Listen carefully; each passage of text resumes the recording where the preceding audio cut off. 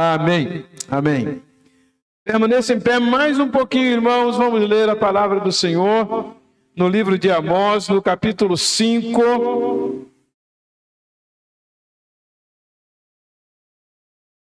Vamos ler os versos 4, 6 e 14.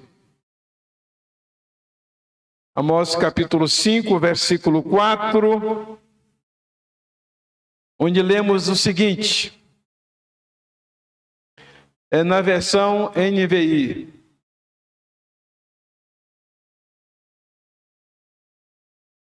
Amós capítulo 5, versículo 4.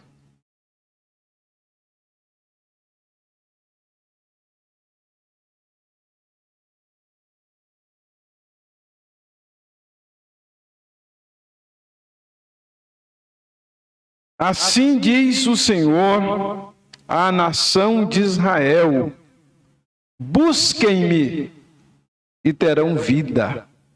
Versículo 6. Busquem o Senhor e terão vida. Do contrário, ele irromperá como um fogo entre os descendentes de José e a devastará, e não haverá ninguém em Betel para apagá-lo. Verso 14. Busquem o bem, não o mal, para que tenham vida. Então o Senhor, o Deus dos exércitos, estará com vocês, conforme vocês afirmam. Que Deus nos ajude a compreender a sua palavra. Amém? Podem sentar. O tema da mensagem é uma pergunta. Você quer viver? Claro que todo mundo vai dizer que sim. Mas nós iniciamos hoje pela manhã uma série de mensagens sobre a necessidade que temos de buscar o Senhor. Mencionei o poeta, o escritor russo Dostoiévski, que ele disse que o ser humano tem um vazio do tamanho de Deus. E ele só terá paz quando preencher esse vazio. Nós vamos falar isso, eu vou recitar esse pensamento de Dostoiévski muitas outras vezes, porque ele é realmente profundo. E ele retrata a realidade de cada um de nós. O momento que a nossa vida parece vazia, que nos sentimos vazios, é porque o vazio, o espaço que é de Deus, está se esvaziando. E eu tenho percebido a necessidade de desafiar cada irmão, cada pessoa que nos acompanha virtualmente, da necessidade de buscarmos Deus neste momento, até mesmo por causa dos resultados das eleições. Se já vivíamos um período difícil, o que se nos afigura, o que se nos apresenta, não sabemos qual será a reação das Forças Armadas nesse momento. Mas um país que escolhe uma pessoa que foi condenada, que declaradamente roubou e afundou o Brasil, essa pessoa está querendo o mal para o Brasil. Ela não pensa no bem do Brasil. E a palavra de Deus diz que porque não se importaram com a verdade, porque se importaram com o que é errado, Deus lhes enviará a operação do erro. Quando o povo de Deus se omite, deixa de cumprir sua missão. E o que está para nos acontecer daqui para frente pelo que vimos pela ditadura do Supremo Tribunal, de tudo que aconteceu neste período, a perseguição que já começou a acontecer, o tolhimento da liberdade de expressão, a obrigação de pastores a mudar a sua palavra nos cultos. É assim que acontece no comunismo. As pessoas têm que falar o que eles permitem. Quando a pessoa fala alguma coisa que lhes desagrada, essa pessoa, ela é processada, ela perde o seu posto, ela é perseguida, ela perde os seus bens e muitas vezes é presa. O momento, irmãos, que se nos avizinha será um momento tenebroso para o Brasil. Mas o que é que o povo de Deus tem que fazer? Lembrar que quem reina é o Senhor. Apesar dele enviar a operação do erro, porque as pessoas optaram pelas trevas, mas ele está no comando e ele julgará a todos. Precisamos buscar a Deus como nunca buscamos em nossa vida. Porque a vida está em Deus. E é isso que está dizendo aqui. Assim diz o Senhor: busquem-me e terão vida. A nossa vida não está num governo. A nossa vida está em Deus, que é o Criador, é o Senhor, é o sustentador de todas as coisas. Busquem-me e terão vida. E é muito interessante que João, referindo-se a Jesus, em João capítulo 1, versículo 4, ele diz o seguinte: nele, em Jesus, estava a vida, e a vida era a luz dos homens. Nele estava a vida, e esta era a luz dos homens. Perceberam que está dizendo que a vida está em Jesus? Então, duas coisas que o texto fala sobre Jesus. O primeiro é dizer que a vida está nele. O que significa que quem não buscou Jesus não tem vida. O seu vazio, que é do tamanho de Deus, não foi preenchido. Enquanto a pessoa se envolver com outros objetivos que não seja Jesus, essa pessoa estará morta, estará sem vida, estará vazia. Mas tem mais aqui que diz que a vida era a luz dos homens. Essa pessoa estará nas trevas.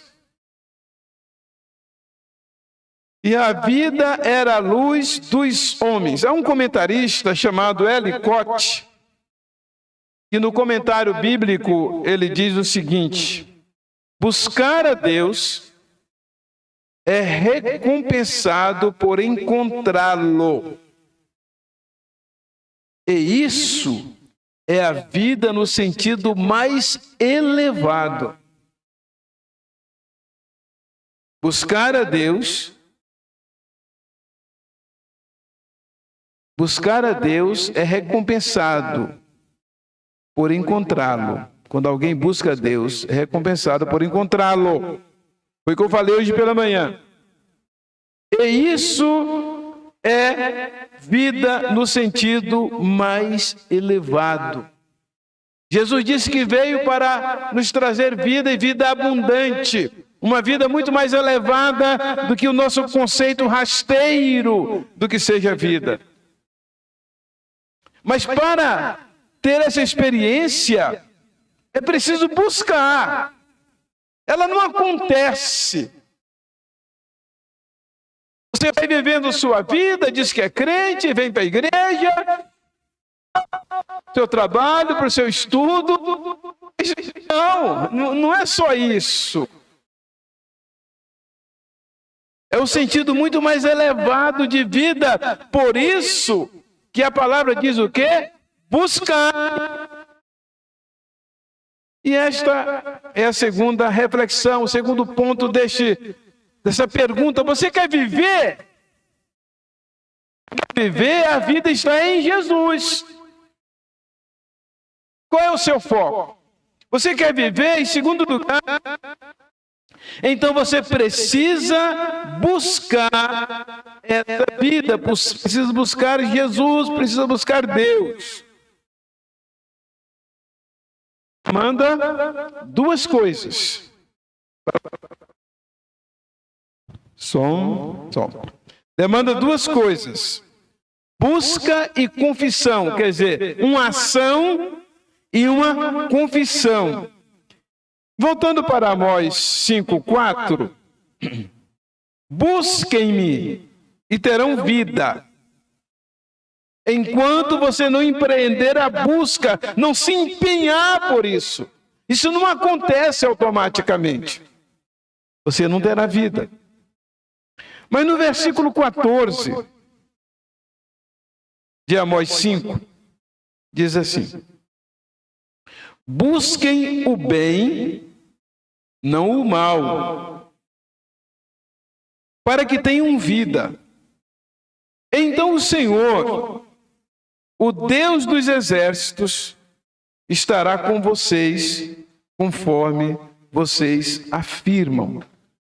Sabe qual é uma das grandes queixas de Jesus?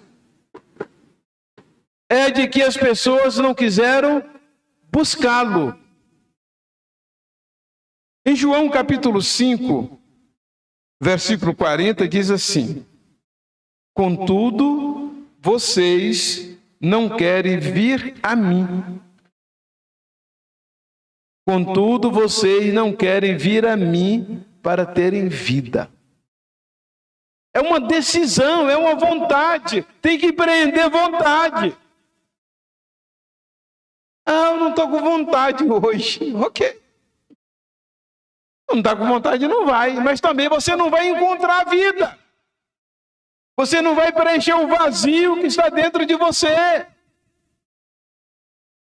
Você não vai encontrar Deus. Em Romanos, capítulo 10, versículo 9, e depois Romanos 10, 13. Romanos 10, 9. O que eu disse? Que você quiser vida, você tem que buscar. É uma ação e uma confissão. Se você confessar com a sua boca que Jesus é Senhor e crer em seu coração que Deus o ressuscitou dentre os mortos, serás salvo. Então vocês percebem? Houve uma busca e nessa busca precisa haver uma confissão verbal, confissão de boca, por causa das implicações espirituais. A Bíblia diz que por tuas palavras serás condenado ou por tuas palavras serás justificado. Nós precisamos declarar isso. A confissão é de extrema importância. A confissão pública da nossa fé em Jesus. Por isso que quando Pedro negou a Jesus e o fez verbalmente, Jesus depois precisou criar um ambiente similar àquele que ele negou, que tinha um fogo, que tinha pessoas. E ele perguntar 3 vezes a Pedro se Pedro o amava.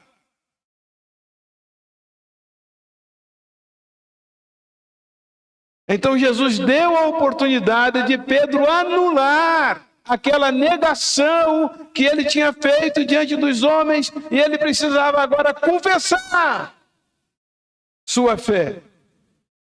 Por isso que é muito importante que cada irmão possa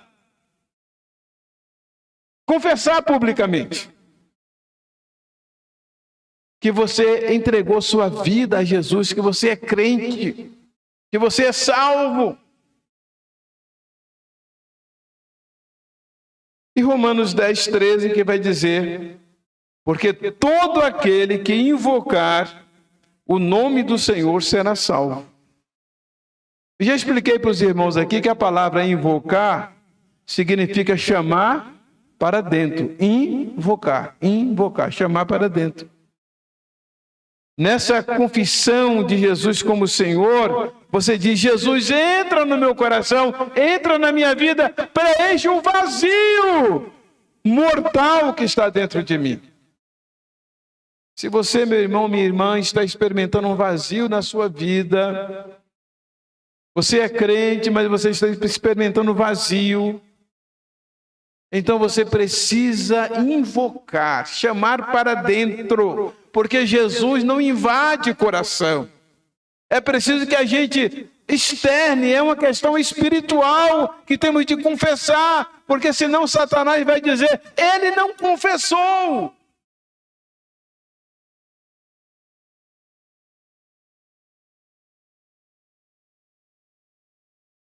Terceira lição que tiramos desta pergunta que eu faço: você quer viver? Então, o primeiro, você precisa saber que a vida está em Jesus, que fora dele não há vida. E em que é que você tem empreendido sua busca? Em que e para quê? A segunda é que você precisa fazer duas coisas. Você precisa buscar e você precisa confessar. E a terceira, em resposta a essa pergunta: você quer ter vida? Você quer viver? São as consequências de não buscar Deus, de não buscar a vida. Voltando para Amós capítulo 5, no versículo 6, diz assim: busquem o Senhor e terão vida. Do contrário, ele irromperá como um fogo entre os descendentes de José e a devastará, e não haverá ninguém em Betel para apagá-lo. Muito interessante, porque Amós era do sul, do reino do sul, e ele vai pregar para o reino do norte. Amós era de Judá, e ele vai pregar para o pessoal de Samaria, aquela região de lá, e para Betel. E até eu estava vendo o comentário que disse que era como se fosse um caipira, uma pessoa bem do interior, aquela pessoa que tem um número muito limitado de vocabulário, que chegasse para um centro acadêmico de grande fama e fosse levar uma mensagem para aquelas pessoas. Assim era Amós. Ele fala assim: olha, eu não sou profeta, nem filho de profeta, eu sou um tocador de boi, eu cultivo árvores, plantas, sicômoros, tipo de figueira brava, né? É isso que eu sou, mas o Senhor me chamou, o Senhor me enviou. E ele vai a Betel. Betel naquele tempo era um centro comercial que estava enriquecendo e fazendo comércio com o mundo, uma pujança econômica naquele tempo. E muito interessante que a palavra Betel, quem se lembra o que significa? Bet-el. Quem se lembra? Casa de pão é Belém. Bet-elém. Bet, o que é El? Deus. Olha só, ele diz aqui: e não haverá ninguém em Betel que possa apagá-lo, na casa de Deus. Betel era uma cidade, era um lugar. Mas eu estou olhando aqui para o significado da palavra, porque foi ali que Jacó teve uma visão de Deus. em que anjos subiam e desciam por uma escada. E ele diz: isso aqui não é outro lugar senão a casa de Deus. E a minha preocupação, meus irmãos, é que o fogo venha para a casa de Deus. Porque o povo de Deus não está buscando Deus.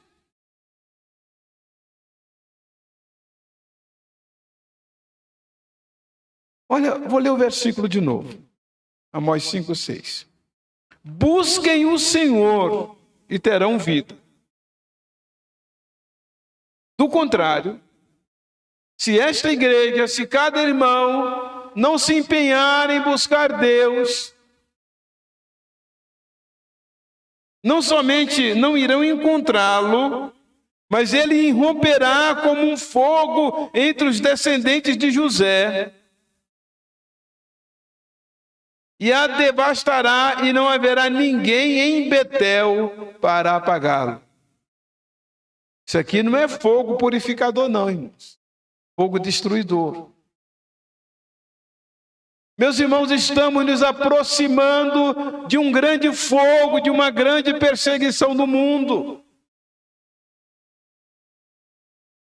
Cuba já foi tomada, a Coreia do Norte já foi tomada, a China já foi tomada, países aqui da América do Sul já foram tomados, países da Europa já foram tomados, Estados Unidos já foi tomado pela esquerda também, a Argentina já está com inflação com mais de 100%. Em 2030 haverá nova ordem mundial, a gente chama ela Grande Reset, o Grande Reset. Uma reiniciação do mundo, de uma nova economia. E eles estão afundando os países, destruindo os países, para que eles se apresentem como a solução, como estavam tentando fazer aqui.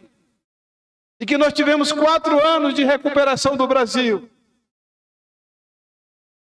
Mas infelizmente muita gente não entendeu.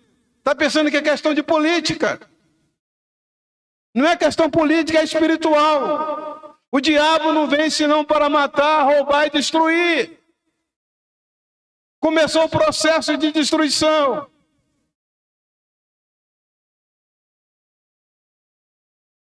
É isso que o povo de Deus queria. Meus irmãos, no comunismo, você não tem direito à sua casa. Você não tem propriedade privada. Tudo pertence ao governo. Você não tem direito a carro.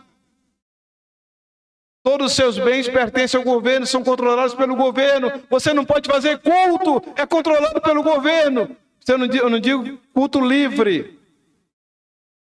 Terá sempre um espião, um agente do governo nos cultos.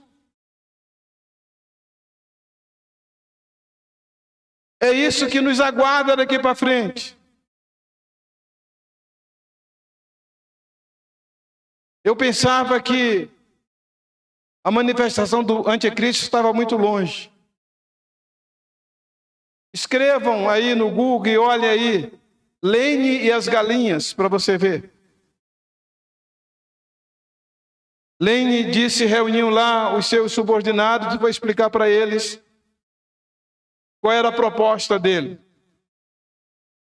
Pegou uma galinha e depenou a galinha, viva. E a galinha gritando de dor, sangrando. E por último,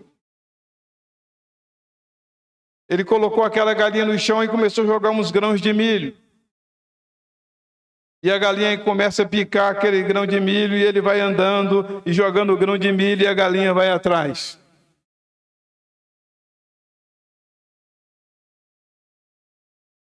Talvez eu tivesse que ter pregado essa mensagem antes. Mas eu realmente não acreditava que o Brasil queria o mal. E optar pelo mal. E que muitos servos de Deus seriam omissos em não votar. Em votar em branco, anular o voto.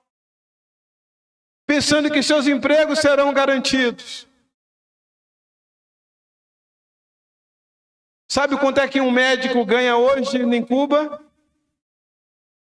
Entre 60 e 70 dólares por mês. Ganhava 30 uns anos atrás, agora passou para 60, 70 por mês. Sabe qual é o salário mínimo de Cuba? R$90, em torno de R$90.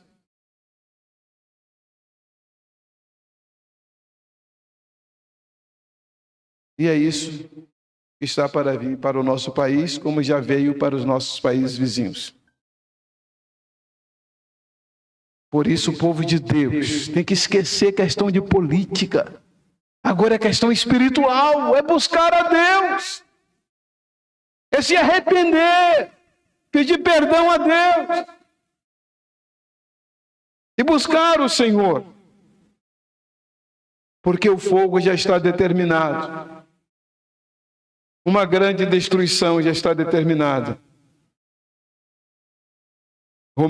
João capítulo 8, versículo 24. Eu lhes disse que vocês morrerão em seus pecados. Se vocês não crerem que eu sou, de fato morrerão em seus pecados. Efésios capítulo 2, versículo 1. Vocês estavam mortos em suas transgressões e pecados. E Cristo veio e restaurou e salvou você. Mas o povo de Deus começa a adormecer. Não percebe o perigo no qual nós estamos entrando agora.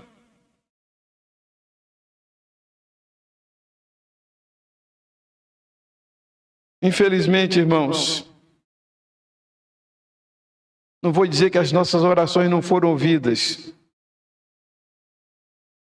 porque as orações são sempre ouvidas, e Deus há sempre de socorrer o seu povo, mas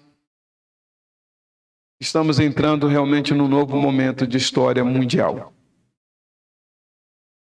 E a única maneira de nós mudarmos este quadro é mudando-nos a nós mesmos, nos arrependendo, nos convertendo, buscando ao Senhor. Quando eu preparei essa série de mensagens, não acreditava que fosse acontecer o que estamos testemunhando hoje. Realmente eu não acreditava. Mas eu acredito que foi Deus realmente nos preparando. Por isso eu quero convidar cada irmão a orar, buscar a Deus, consagrar sua vida. Perguntar a Deus, e agora? Qual é a minha parte? Eu quero o Senhor, como cantamos hoje pela manhã, eu quero é Deus. Nossa maior busca, nosso maior desejo precisa ser o de buscar Deus. Quero convidar os irmãos a se colocarem em pé, quero chamar a equipe de louvor para estar aqui. Vamos orar. E depois eu vou impetrar a bênção apostólica. Eu preciso esclarecer com os irmãos que eu recebi aqui 1.680. Foi o que entrou para missões hoje? É? Então ultrapassamos o alvo, graças a Deus, é R$180. É um pouquinho mais. Glória a Deus por isso. Que bom. Vamos orar e depois nós vamos cantar. Deus, nosso Pai, nós queremos o Senhor, queremos te buscar, Senhor. Pedimos-te perdão pelas vezes que falhamos. Intercedo por aqueles, Senhor, que não perceberam a gravidade desse momento. Que o Senhor possa alcançar os seus corações, fortalecê-los na fé, levá-los a buscar o Senhor. Ó Deus, dá ao teu povo despertamento, a determinação de buscar e de confessar, de dizer publicamente que é do Senhor, de condenar o pecado, Senhor, de confrontar o erro e o errado, de ser pela verdade e pela luz.